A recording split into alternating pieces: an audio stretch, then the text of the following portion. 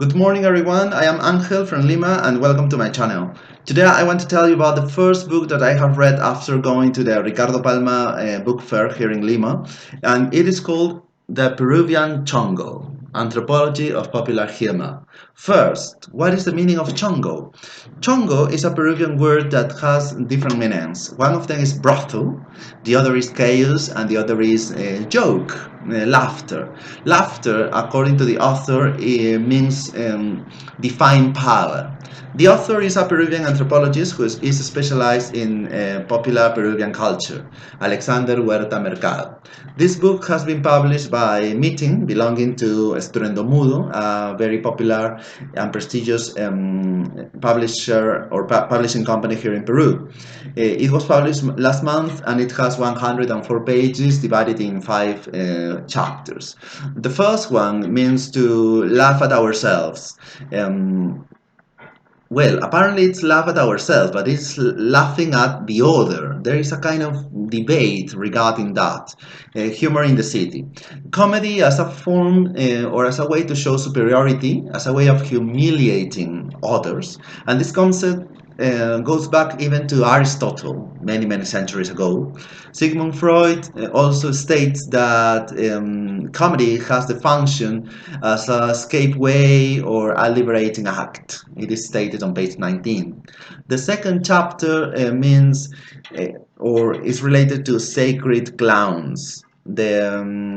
The role of the naughty trickster as a representative of the upside down society on page 27.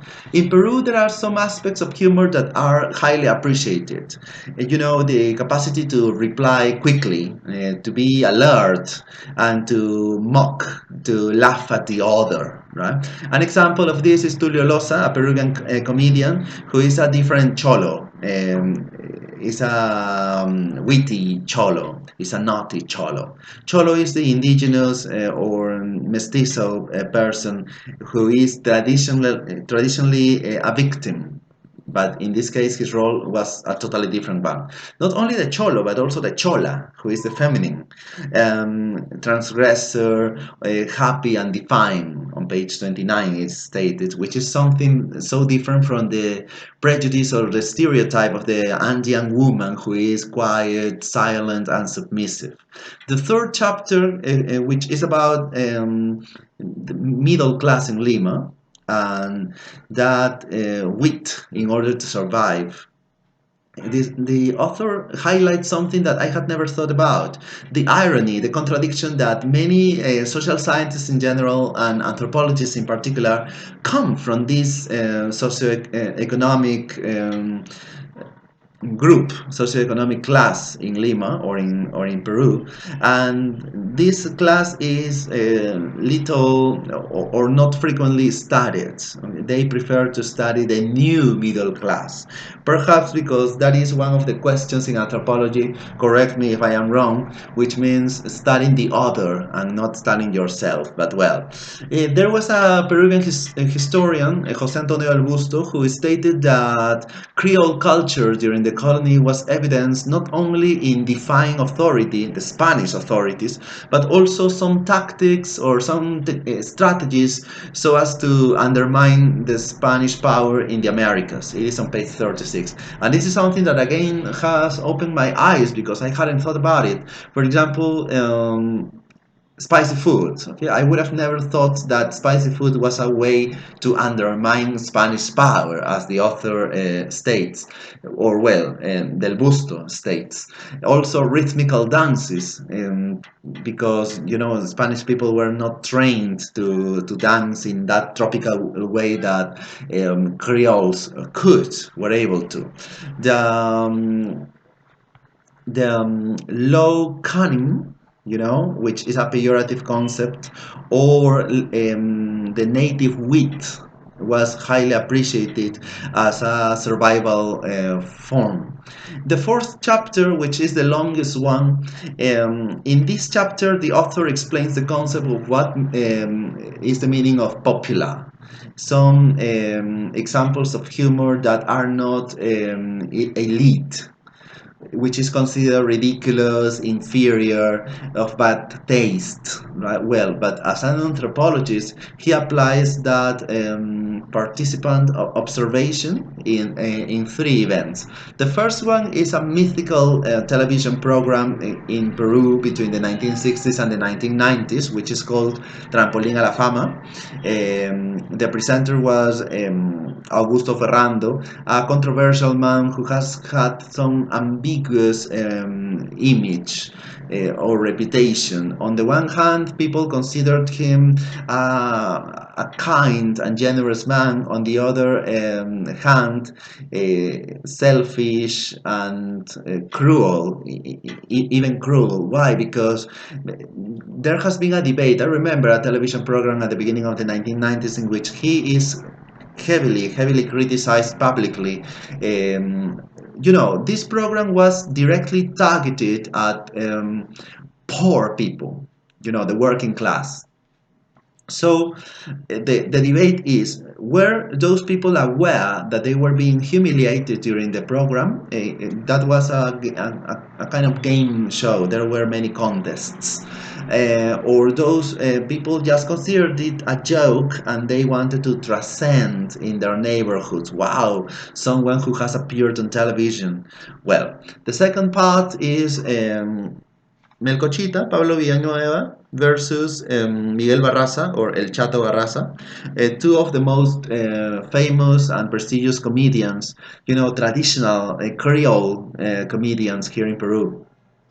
In a famous kind of nightclub, restaurant, cafe called Maracana, in one of the districts of the traditional middle class, as is Jesus Maria, they are rival to each other, right?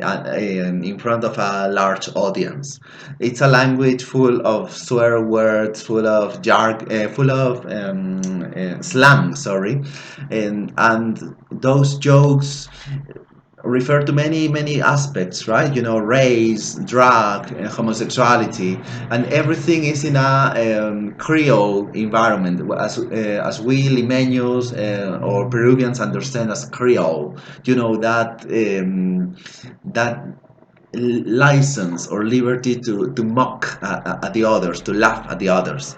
That masculine environment, that aggressive joke towards the other.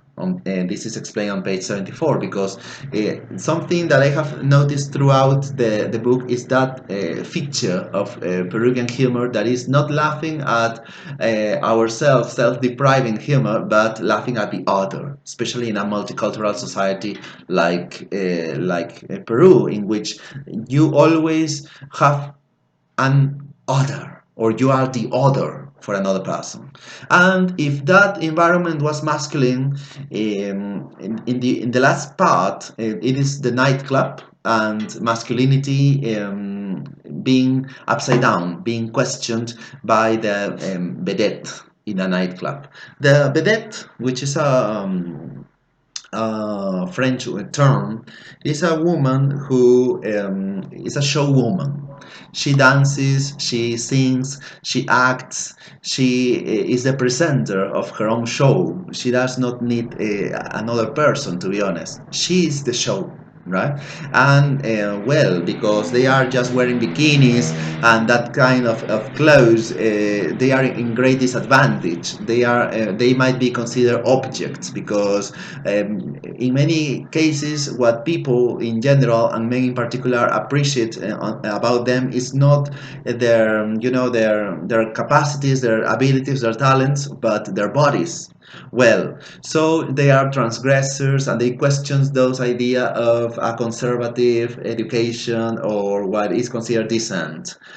Something that, well, has opened my eyes again, because I have also had that prejudice towards these women, and also how they change, that disadvantaged situation in order to laugh at men, diminish their masculinity, emphasizing their femininity by telling jokes regarding to the size of their penis, for example, right? Or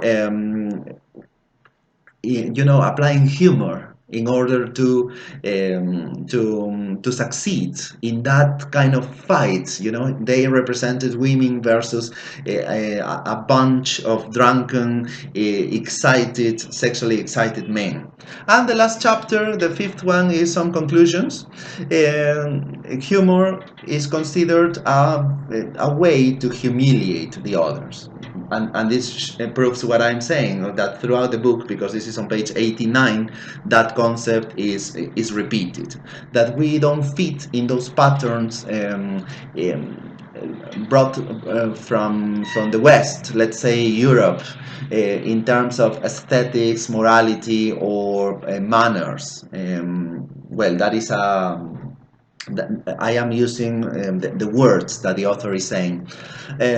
Humor is also used in order to make some aggression natural, and humor is a kind of barometer that measures what a society fears or hides, and that needs to make up, needs to cover, needs to change in the form of a joke. So, well, I really recommend reading this book. I would have wanted the author to go beyond that, to give us a broader panorama of this. However, I consider that that has been enough, and that has fulfilled its role. That's why I recommend the Peruvian Chongo. Bye bye.